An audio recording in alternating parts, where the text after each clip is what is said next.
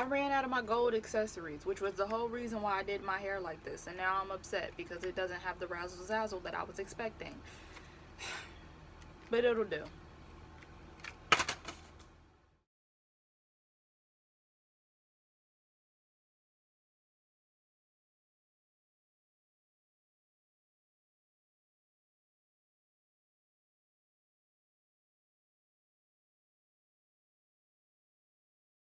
Hi, I'm Tassie and welcome back to my channel. If you are a returning subscriber, welcome home. And if you are a new subscriber, make yourself at home. This exposure is killing my vibe right now because I really wanted y'all to see my crop top. It says Black Dope. Don't know what that means, but I liked it, so I picked it out. But anywho, back to the video. This might sound kind of weird, but I've noticed that as of lately, this is really the time where you're coming to realize a lot of things. This is a time of like reflection. Like this whole entire time period, I have really been sitting back thinking of my life and everything that's happened so far and all the life lessons that I've learned and just like a whole bunch of stuff really. And they've been like really deep things. I've been reliving some embarrassing moments from my past, you know. Just the whole 9 yards, essentially. That's really what it is. The whole 9 yards. I have just been going through it, going just back in time, re-looking at everything. So I decided, why not take you guys on a blast from the past along with me and tell you all the things that I wish I would have known before I went natural. But I do want to give a little bit of a backstory. Me being natural is not new to me. I've actually been natural majority of my life, but I got my first perm when I was in 6th grade and I had been getting them all the way up until I got to high school. And by the time I got to high school, I did my perms completely different than everybody else's.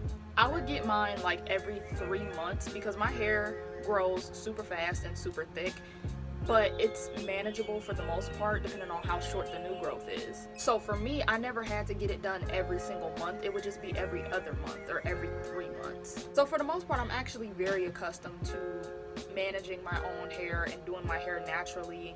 But I just recently got back into the motions of going back to being natural because as crazy as it sounds, I hated getting perms. Like I hated it. The results were fun, but the process, it just killed my vibe.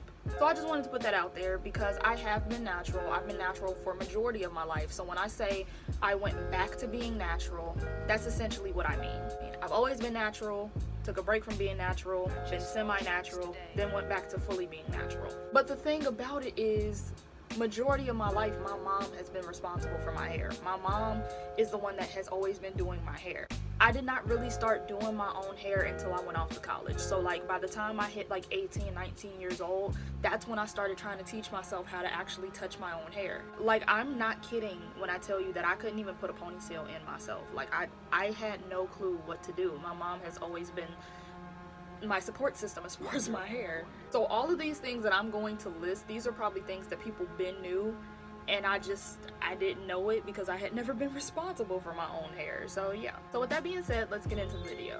The first thing I wish I knew before I went natural is that natural hair requires a lot of maintenance. You can never just wash your hair and just go about your day or put it into a style and just carry on with your life. No, you can never do that. If it's not a protective style, you have to touch your hair. You have to do something to your hair. There's no ifs, ands, or buts about it. You need a multitude of products to do certain functions. If you're really, really conscious about the health of your hair, you probably don't use heat as much, so you gotta be careful and you gotta find different ways to get certain hairstyles because you can't put heat on it, you can't put certain products on it. It is a lot of work. It is, oh my gosh, it's such a good amount of work. Like even doing what I just did right now, like do you know, oh my gosh, my hair is so thick, which I'm happy for, very blessed about, but my hair is so thick. It took a while just for me to get this done. Just this front part. The afro, it just did what it wanted to do. I just put some moisture on it and it's here. But this part, oh my gosh, like you wouldn't think that it would take that long, but it does. It does, because it is natural hair, and natural hair is just naturally a process. The detangling, the moisture, greasing your scalp, wash days. I mean, Now, clearly, I've gotten used to the process, so it's not that big of a deal to me anymore. I kind of expect it. I schedule when I'm gonna do wash days or do anything to my hair.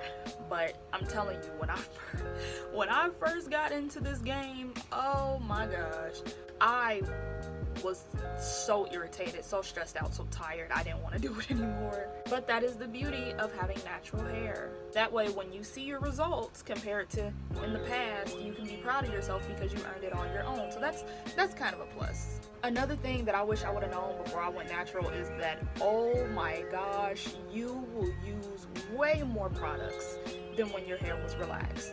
Now, if you watch my last video on what you should do before going natural, I clearly stated in that video, do your research. That was one of the main things that I drilled into your head, was do your research before you decide to go natural.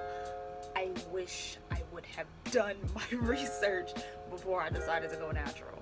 Products. Oh my gosh. Oh my goodness. First of all, you're gonna need a ton of them because there's gonna be different hairstyles and different techniques that you're gonna wanna do, and you cannot do it unless you have those specific products. In some cases, that doesn't always apply though because everybody else's hair is different, but hey. But yeah, you need like a whole bunch of other products that you would not have needed if you were relaxed. And every product that you do need, you need to supersize it. You have no other option. You have to supersize it, or else you are going to be going to the store almost every single week. Every single week. I kid you not, back in the day, if I wanted to slick my hair up into a ponytail or into a bun or something, I could just get one of those tiny little jars of gel, and that would literally last me probably about a whole month. But now, child, this lasts me about 2 months, I think. 2 months. Well, actually, no, I think this probably lasts me more than 2 months so far. I think I've had this for 3 or 4 months now. I try not to put that much gel in my head, but yeah, this is the only kind of size gel that I can really use, because all that other stuff, honey, don't you ever give me a small jar of gel and expect me to just use that for everything that I need. For this, you think that small jar is gonna work on this? Honey, I need this.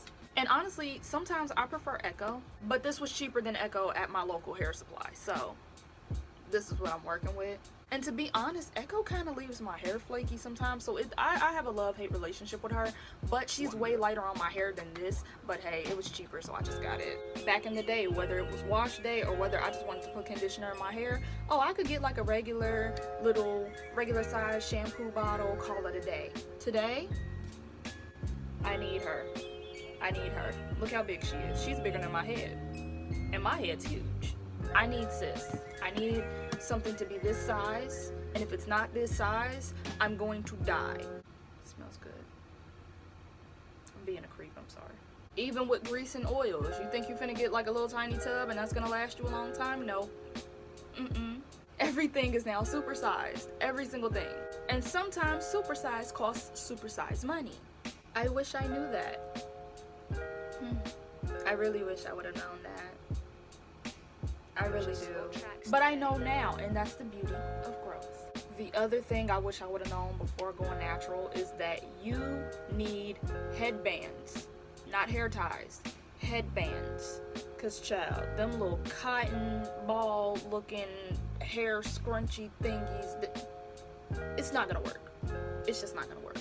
You need headbands, and you need a lot of them, and they need to be thick.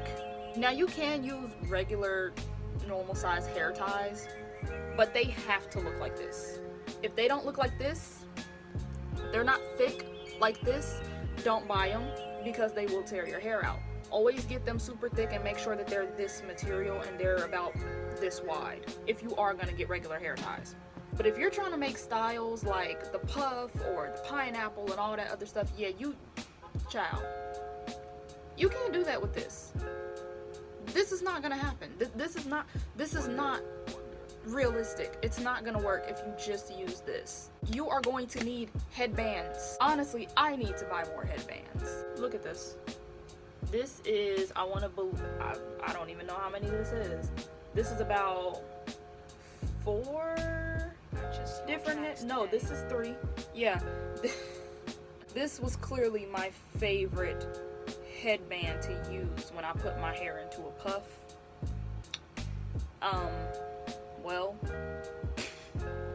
yeah, I got its usage. Oh my god, this one, look at this. I don't even know if you can see this, but look, I tried to tie it. I tried to preserve it. I tried to make it last, and it's been done. It's been gone. Like, this has died. This cannot work anymore. This one, poor child. She used to be thick with it. I killed her. I didn't mean to. Look, she even got her little guts coming out and everything. Like, she's just went through the ringer. Take my word for it. Take my word for it. You are going to need headbands, and you are going to need a lot of them. Because this is nothing to play with. You need these, well, what these used to be. You need what these used to be. So you better put those things in your shopping cart, because you're gonna need them.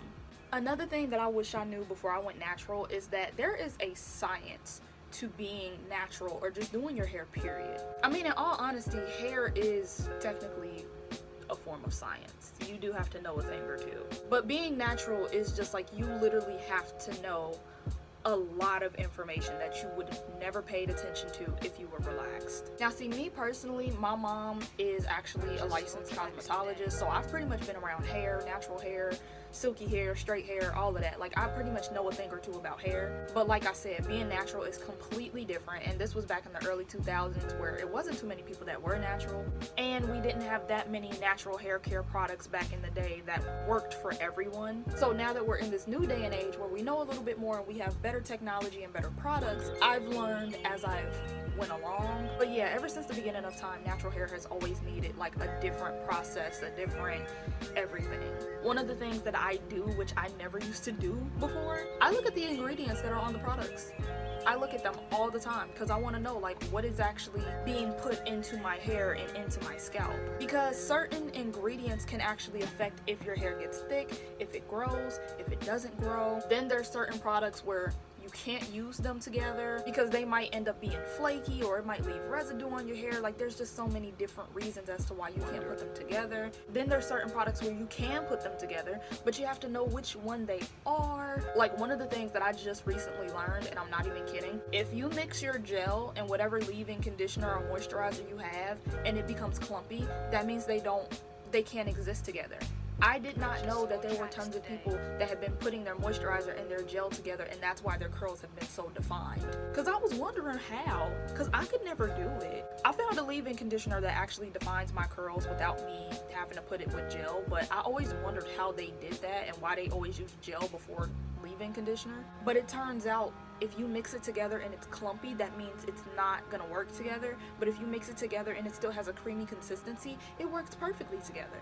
It is literal science. It is literal science when you are working with natural hair and natural hair products. And let's also talk about the fact that there's a lot of products out there that say that they specialize in curly hair and they do all these magnificent things. Honey, are you talking about this curly hair? Or are you talking about my curly hair? Because those are two different textures that need two different treatments. You gotta do a lot of research. You gotta know a lot of things that you would have never had to know about. You have to turn into a scientist. You have to turn into a scientist. And then there's certain trends in the natural hair community where I remember for a long time they were saying don't use grease because grease clogs your pores, and that's complete BS. That doesn't happen. Unless you literally use like big globs of grease and just put it on your scalp, then yeah, maybe it did clog your pores. But grease does not clog your pores. It's honestly a preference, whether you want to use oils or whether you want to use grease to moisturize your scalp. That's completely up to you. But to sit there and say, oh no, this clogs your pores, you shouldn't do this, you shouldn't do that, stop. But that's why it's important to do your research and know the science behind your hair and behind the hair products that you put into your hair, because things like that can easily happen. And the last thing that I wish I knew before going natural, because honestly this was one of the main things that pushed me to go natural. Y'all ready? Wash and goes are not just wash and go. There's no such thing. Now, like I already said, when I first got back to being natural, I was never responsible for my hair, so I didn't know all these things. Do you know how devastated I was when I was ready to do my first wash and go routine, and I'm on YouTube and I'm looking at everybody doing their wash and goes, and baby girl just put like 15 different products in her hair, did 10 different steps, finally gets into the shower to actually do the wash portion of the wash and go, and then there's 10 more additional steps when she steps out the shower, and then she has to style it, and then she goes to bed, and then she wakes up, puts more product, and does more styling. I was so stressed. Like, I thought wash and goes were like 15 minutes. Wash and goes are technically 2 whole days. Why is it even called a wash and go? I don't know. There's no such thing. I thought being natural was gonna be shits and giggles. I really did, and Wonder. I was disappointed severely. I was deceived. But I must say it is all worth it in the end, so I'm not too mad, but I was pretty shocked being a first timer, because what the hell. But nonetheless, I'm glad I'm here. So that, ladies and gentlemen, are all the things that I wish I would have known before I decided to go natural. Feel free to share whatever stories you want in the comment down below. Don't forget to like this video and share if you can. So with that being said, I will see you next time.